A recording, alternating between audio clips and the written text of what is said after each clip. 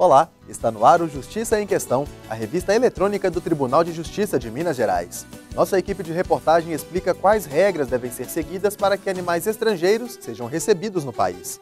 Queima de aparelho causada por sobrecarga na rede elétrica. Quem deve arcar com prejuízo? Direito à saúde. Saiba como funciona o acesso gratuito a remédios. Vizinhos que fumam maconha. Entenda o que fazer quando a fumaça do vizinho passa a incomodar. Fique com a gente, o Justiça em Questão começa agora.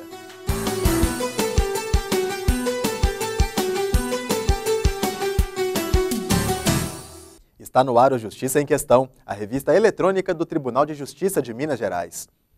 Na última edição, o JQ exibiu uma entrevista com a juíza Lívia Borba, que falou sobre o projeto Intervenção nas Escolas, realizado na comarca de Ribeirão das Neves. O projeto busca diminuir o índice de criminalidade em escolas públicas da cidade. Quando um aluno comete algum ato infracional, é feita uma notificação que é encaminhada ao Ministério Público. Em seguida, é realizada uma audiência com os pais ou responsáveis e com um adolescente, que recebe uma advertência formal. As diretoras das escolas que receberam o programa conversaram com a nossa equipe e falaram sobre a experiência de participar desse projeto. Imagine você, todos os dias, entrar na escola e deparar com uma quantidade de alunos, usuários de drogas. E o cenário era que os alunos transgrediam muito as regras disciplinares da escola, né? Havia muita briga interna. E muita agressão física e verbal. Adorava fazer o corredor da morte. Desrespeitavam os professores, os funcionários. Nós tínhamos problema com droga. Na porta da escola nós tínhamos um grande problema, onde nós tínhamos um ponto de tráfico mesmo na porta da escola. Ali eles criavam uma bagunça que ele falava, está tudo dominado, nós é que mandamos na escola. Quando a gente chamava atenção ou questionava, né, alguma coisa, né, dizendo para eles que a gente ia tomar alguma postura, né, em relação às atitudes que eles tinham, eles, né, respondiam para a gente, pode fazer, né, não dá nada para mim. E não vai dar nada para mim. A famosa frase, né, não dá nada para mim. Sempre que a gente chamava para mostrar as regras e fazer as cobranças para que elas acontecessem, o termo usado era esse. E a comunidade não acreditava no trabalho de todos nós. E o que a gente tentava passar de conhecimento era muito difícil, porque os alunos não deixavam. Era uma ansiedade nossa criar alguma coisa que nos embasasse nas questões disciplinares, porque quando a gente fez os comunicados e mostrou todo o trabalho, ficava um mar de dúvida, né? Será que vai mesmo acontecer? A juíza sair de onde ela estava, né, do lugar que ela trabalha, né, onde ir até as escolas, né, falar que realmente vai ser feito o que a diretora está falando, tem um impacto muito grande na comunidade. Ela quis mostrar para a sociedade que existia sim uma ferramenta que a escola poderia usar. Recebemos um formulário, né, uma orientação de um formulário que seria preenchido dentro da escola, quando o aluno, né, ele usasse da forma incorreta, ele desrespeitasse um professor, né, ele destruísse algum patrimônio, né, da escola, né, destruísse qualquer coisa, né, da escola, tivesse também um desacato verbal, né, não só físico, né, mas verbal também, que nós preencheríamos um documento que seria encaminhado para a juíza, no qual a juíza chamaria a família, né, do menor para poder estar conversando com ele, né, e tomando uma postura em relação às atitudes dele dentro da escola. E incomoda de alguma forma, né, a família que a gente está sempre convidando para ser parceira, acaba ficando incomodada, porque tem que deixar o trabalho, tem que comparecer, porque eles são intimados mesmo. E aí as coisas começam a mudar, efetivamente. Diminuiu essa questão dessas brigas, né, e a questão também, né, da consciência deles de que, infelizmente, a gente estaria, né, efetivando a questão do ato infracional, né, que se criou também, junto com o regimento, né, interno da escola, onde a gente anexou esse documento do fórum ao regimento da escola, que teve um peso muito maior para a gente, e os alunos viram que a gente estava preenchendo essa documentação e enviando para o Ministério Público, né, e tendo contato com a juíza, aonde foi acontecendo as mudanças, porque, né, o que eles falavam que nada, né, dá nada para mim, começou a ter mudança e eles começaram a ver que realmente algo ia acontecer. O projeto de intervenção na escola representa parceria, funcionalidade, né, e a junção de toda a equipe, né, que participa do fórum, da Guarda Municipal, da Polícia Militar, do Conselho Tutelar, dessas parcerias mesmo dentro da escola e a efetivação delas. Eu sempre apresento como uma forma não punitiva, mas como uma forma de oportunidade mesmo, oportunidade de mudança.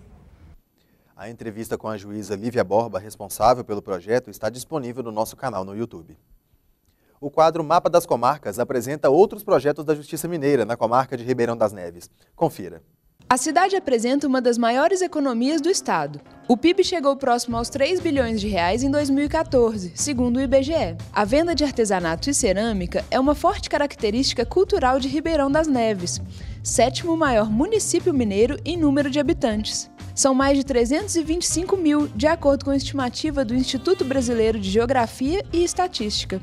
Muitos desses moradores recorrem ao judiciário local para resolver conflitos. O número de processos recebidos pela Justiça Comum, quase 33 mil, foi o 6º maior do estado em 2016. Para atender melhor a população, um novo fórum foi inaugurado na comarca em fevereiro de 2017. O local conta com área de 7.500 metros quadrados e possui estrutura moderna. O novo edifício reuniu as unidades judiciais de Neves, que antes eram divididas em 4 prédios. Um dos trabalhos realizados pela comarca busca ressocializar presos e humanizar o cumprimento da pena. Um acordo entre a Vara de Execuções Penais e empresas privadas funciona em Ribeirão das Neves desde 2013. Por meio da parceria, os presos do regime semiaberto realizam trabalho externo em construtoras, padarias, fábricas de aço e cerâmica. As empresas participantes coordenam as atividades, avaliam e informam ao poder público o desempenho dos detentos.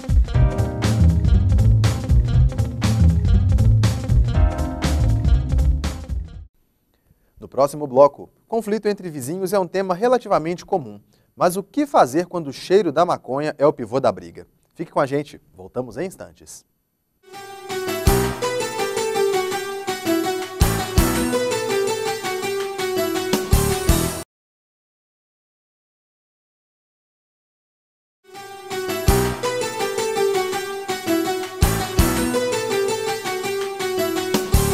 Estamos de volta com Justiça em Questão.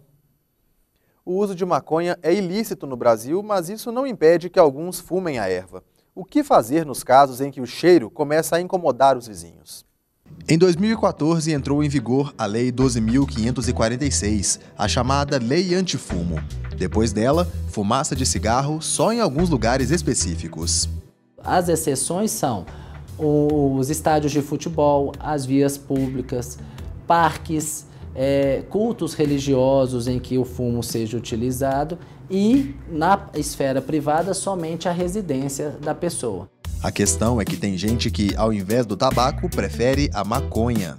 A restrição da lei antifumo se aplica a um vizinho que fuma na sacada e a fumaça se espalha para as outras casas.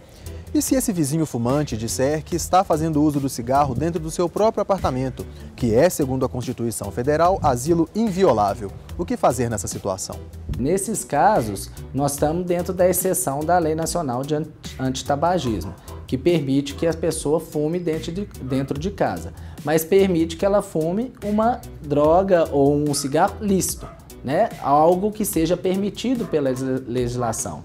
Neste caso, a maconha não é permitido pela legislação.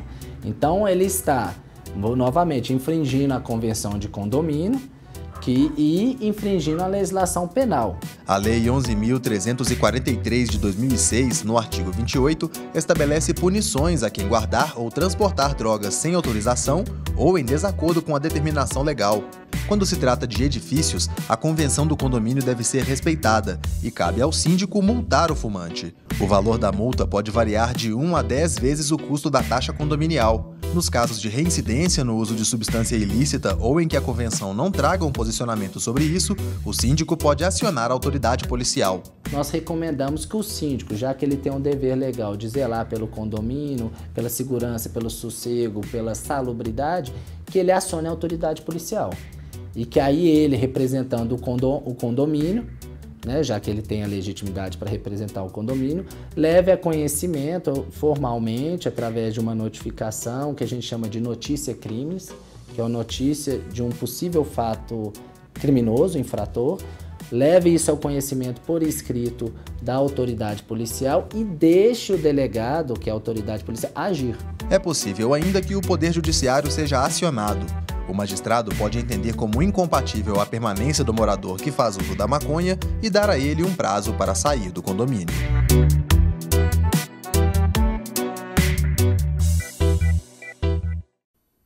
Confira agora o quadro Giro de Decisões.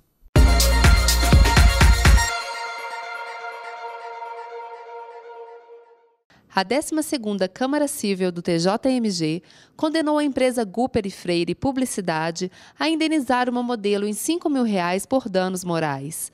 Ela foi excluída de um concurso de beleza promovido pela revista Mais VIP, com sede em Ipatinga, no Vale do Aço. A desclassificação foi irregular, já que foi baseada em rasuras nas notas dos jurados. A modelo comprovou que ficou em segundo lugar na disputa, mas a revista não alterou o resultado.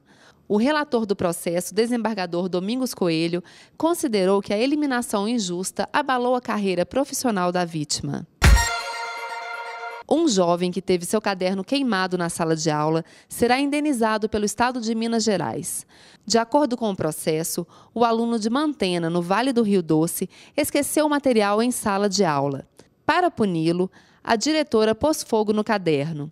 Na análise do recurso, a 5ª Câmara Cível do TJMG entendeu que o Estado falhou na escolha da educadora e determinou o pagamento de indenização de R$ 4.025 por danos morais e materiais. O SENAI, Serviço Nacional de Aprendizado Industrial, não deve pagar indenização a uma aluna que fazia curso de panificação em Belo Horizonte. Ela entrou com uma ação contra a escola após ser proibida de ir às aulas práticas de saia. A estudante afirmou que não podia usar calça comprida por crenças religiosas e que a proibição violava a liberdade dela. O SENAI alegou que o uso de calça era uma norma de segurança e que a aluna assinou um documento declarando estar ciente da determinação. O juiz Elton Pulpo Nogueira declarou que a norma de vestimenta era questão de segurança e negou o pedido de indenização. Picos de energia, queda de transformador e acidentes na rede elétrica. Ocorrências dessa natureza podem causar a queima de eletrodomésticos e aparelhos eletrônicos. E aí fica a dúvida: quem deve arcar com o prejuízo? Se um consumidor tem um eletroeletrônico danificado por falha no fornecimento de energia elétrica, ele pode ser ressarcido pela empresa concessionária, como explica a juíza Ana Arantes, do Juizado Especial de Consumo da Comarca de Belo Horizonte. O consumidor tem um prazo de 90 dias para abrir um cadastro de solicitação.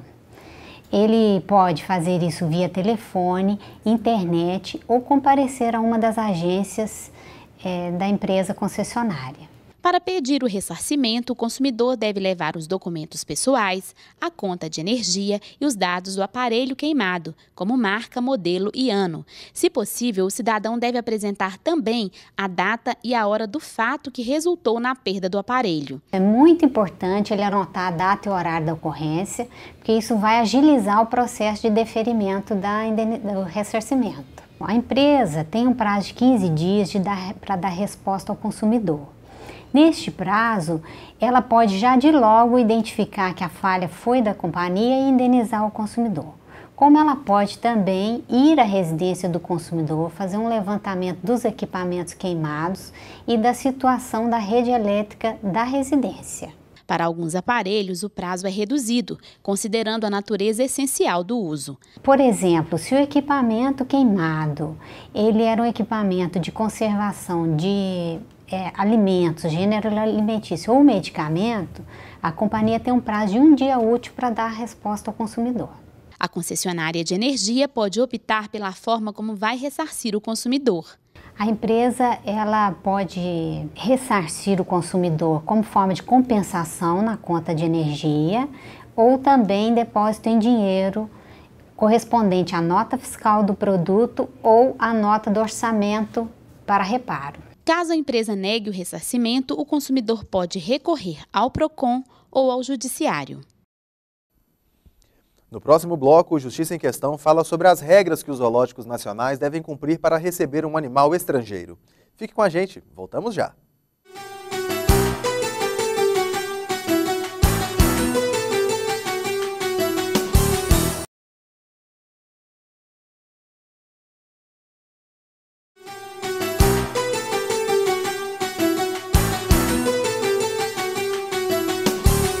A saúde é um direito fundamental do ser humano. Segundo a Constituição Federal e a Lei 8.080, é dever do Estado elaborar políticas para reduzir os riscos de doenças e assegurar o acesso universal e igualitário à saúde. Uma dessas ações disponibiliza ao cidadão alguns remédios gratuitos e outros com até 90% de desconto. A repórter Silvana Monteiro conversou com o superintendente de assistência farmacêutica de Minas Gerais sobre o assunto. Homero, atualmente, quais são os mecanismos da rede pública de saúde que garantem ao cidadão a gratuidade ao medicamento? Bom, a legislação estabelece que o SUS deve fornecer os medicamentos mediante políticas públicas formuladas pelo poder público. Nesse sentido, a política pública que garante o acesso é a Relação Nacional de Medicamentos Essenciais. Cada estado tem a sua relação, fruto dessa relação nacional, que em Minas é a Relação Estadual de Medicamentos. De que forma o cidadão pode se informar, né, sobre esses medicamentos e sobre quais ele tem essa gratuidade? Geralmente, na unidade de saúde, na farmácia pública, com o agente comunitário de saúde, na Secretaria Municipal, geralmente nos sites, aqui no site da Secretaria Estadual, e em Minas nós temos mais 2 mecanismos que são inovadores para dar essa informação ao cidadão. Primeiro, o aplicativo MG-app, lá ele tem informação de onde ele tem acesso ao medicamento e como ter o acesso, e também pelo telefone 155, lá a telefonista dá todas as informações. Muito fácil, né? Como o cidadão, então, deve proceder para fazer a retirada desse medicamento? Bom, a maioria dos medicamentos ele tem acesso basicamente com a receita médica e o seu documento, né, de identificação pessoal ali no posto de saúde ou na farmácia pública da sua região, ali da região onde ele mora. Para um grupo específico de medicamentos, é preciso que ele identifique quais são os exames e os procedimentos que ele precisa fazer. Essa informação ele também tem no 155 e nas farmácias estaduais. A partir daí ele precisa abrir um processo, o Estado vai avaliar e dar o acesso a esse medicamento a ele. Muito obrigada. Qual é a diferença entre a atuação de um juiz e a de um desembargador? O quadro ABC do Judiciário traz a resposta.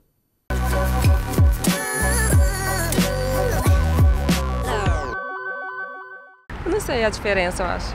Não sei te responder essa. Para mim é tudo igual. Difere porque o juiz, no caso, já é para decidir, né? E o outro é aquela tramitação anterior à decisão. Já ouvi falar, mas não sei o que é, não. O juiz é um árbitro que possui autoridade pública para resolver as disputas e divergências de acordo com as leis. Na Justiça Estadual, os magistrados podem atuar na primeira ou na segunda instância. O juiz de direito atua em varas na primeira instância. Já o desembargador é membro do Tribunal de Justiça e atua na segunda instância em câmaras. Cabe ao desembargador definir se a sentença do juiz deve ser modificada, caso uma das partes do processo não concorde com a decisão. Para julgar da melhor forma possível um recurso, os desembargadores trabalham em grupos, que são compostos por 3 ou mais membros. Cabe também aos desembargadores julgar ações propostas diretamente ao Tribunal de Justiça. Você sabe como um animal estrangeiro chega a um zoológico no Brasil? Acompanhe.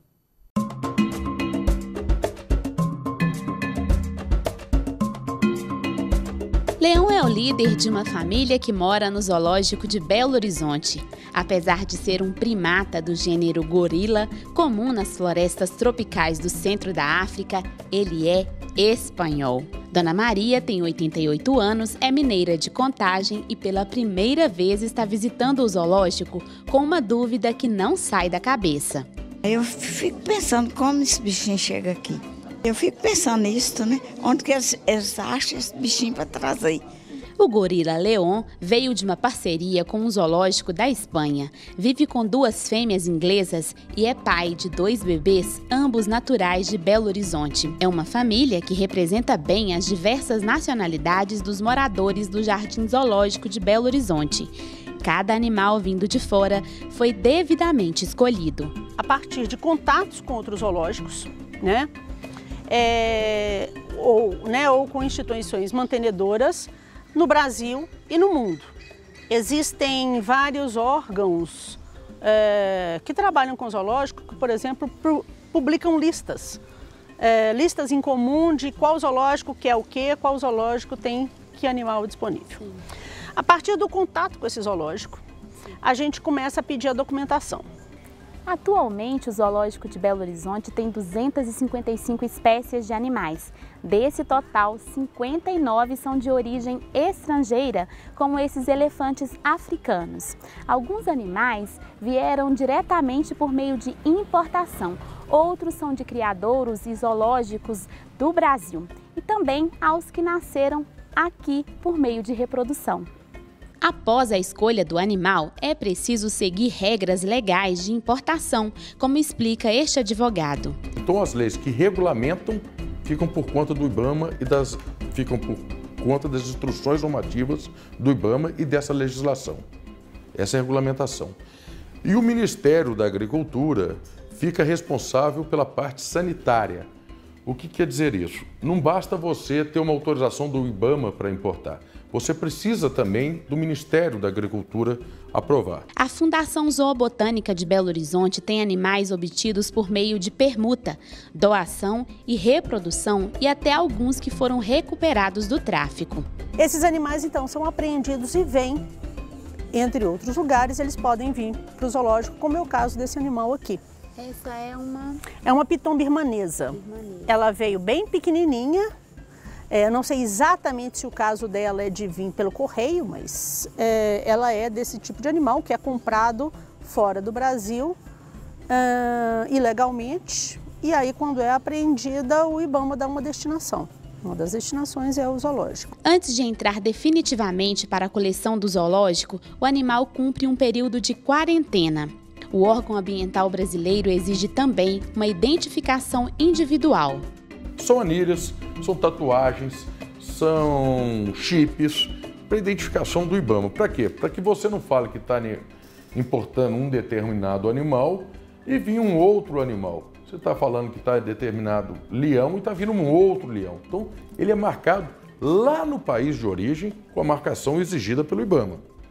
Por isso que é muito difícil vir um animal fora de condições de saúde para o país. Há ainda outra circunstância em que um animal pode ser enviado a um zoológico, a repatriação para reproduzir e conservar a espécie. A arara de Lear é um exemplo. Hoje, o Zoológico de Belo Horizonte tem 2 casais dessas aves que nasceram na Espanha. Como estão ameaçadas de extinção no Brasil, elas não podem ser filmadas e nem expostas. E esses animais estão num recinto super adequado, super bem mantido, mas não recebem visitação pública. E essa não receber visitação pública é uma decisão do plano de manejo. Só a partir do aumento da população de cativeiro é que vai ser possível a gente trabalhar a educação ambiental usando os indivíduos em exposição.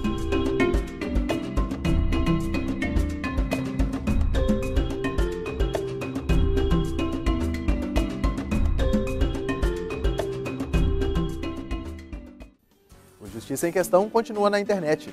Você pode visitar a página do programa no portal do Tribunal de Justiça de Minas Gerais. Acesse tjmg.jus.br e clique na área Imprensa.